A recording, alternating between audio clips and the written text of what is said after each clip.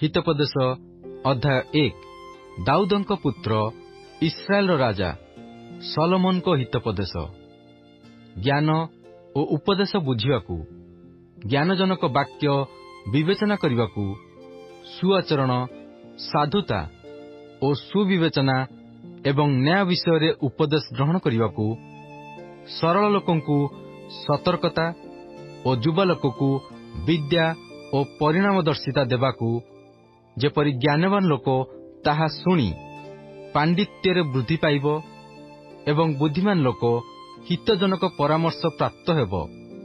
ପୁଣି ଏକ ଉପଦେଶ କଥା ଓ ଏକ ରୂପକ କଥା ଏବଂ ପଣ୍ଡିତମାନଙ୍କର ବାକ୍ୟ ଓ ସେମାନଙ୍କର ଗୂଢ଼ ବଚନ ବୁଝିପାରିବ। ସଦାପ୍ରଭୁଙ୍କ ବିଷୟକ ଭୟ ଜ୍ଞାନର ଆରମ୍ଭ।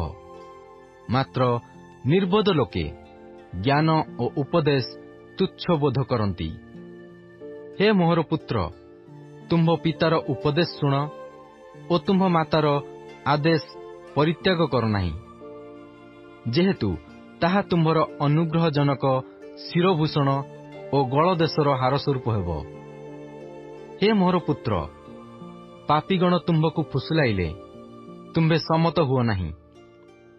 ସେମାନେ ଯେବେ କହନ୍ତି, ଆମ୍ଭମାନଙ୍କ ସହିତ ଆସ, ଆମ୍ଭେମାନେ ରକ୍ତପାତ କରିବାକୁ ଛକି ବସୁ, ନିର୍ଦ୍ଦୋଷମାନଙ୍କୁ ଅକାରଣରେ ଧରିବାକୁ ଗୁପ୍ତରେ ଲୁଚି ରହୁ, ପାତାଳର ନ୍ୟାୟ ଆମ୍ଭେମାନେ ସେମାନଙ୍କୁ ଜିଅନ୍ତା ଗ୍ରାସ କରୁ ଓ ଗର୍ତ୍ତପତିତ ଲୋକ ପରି ସେମାନଙ୍କୁ ସର୍ବୋତ ଭାବେ ଗ୍ରାସ କରୁ, ତହିଁରେ ଆମ୍ଭେମାନେ ସର୍ବପ୍ରକାର ବହୁମୂଲ୍ୟ ଧନ ପାଇବା, ଲୁଟିତ ଦ୍ରବ୍ୟରେ ଆପଣା ଆପଣା ଗୃହ ପରିପୂର୍ଣ୍ଣ କରିବା।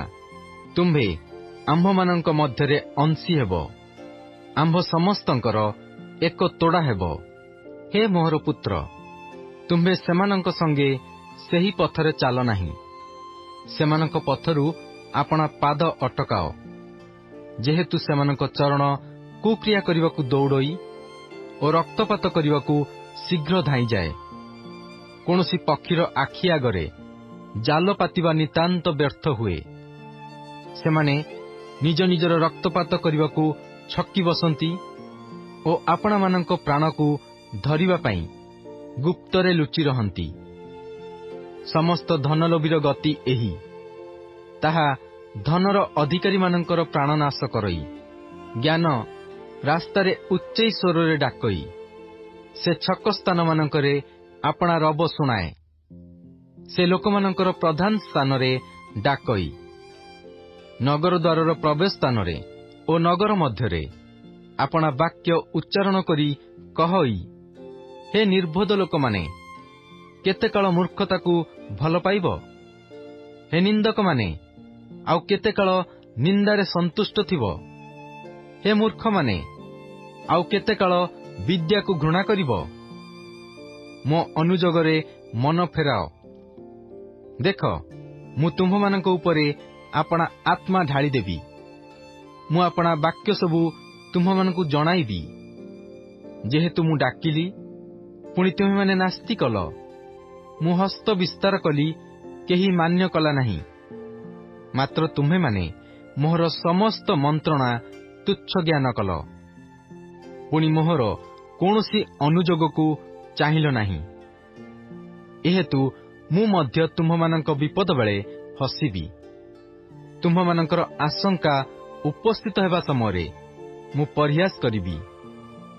ଯେତେବେଳେ ପ୍ରଚଣ୍ଡ ଝଡ଼ ପରି ତୁମ୍ଭମାନଙ୍କର ଆଶଙ୍କା ଉପସ୍ଥିତ ହେବ ଓ ଘୂର୍ଣ୍ଣିବାୟୁ ପରି ତୁମ୍ଭମାନଙ୍କର ବିପଦ ଆସିବ, ଯେତେବେଳେ କ୍ଲେଶ ଓ ବେଦନା ତୁମ୍ଭମାନଙ୍କ ପ୍ରତି ଘଟିବ, ସେତେବେଳେ ସେମାନେ ମୋତେ ଡାକ ପକାଇବେ, ମାତ୍ର ମୁଁ ଉତ୍ତର ଦେବି ନାହିଁ।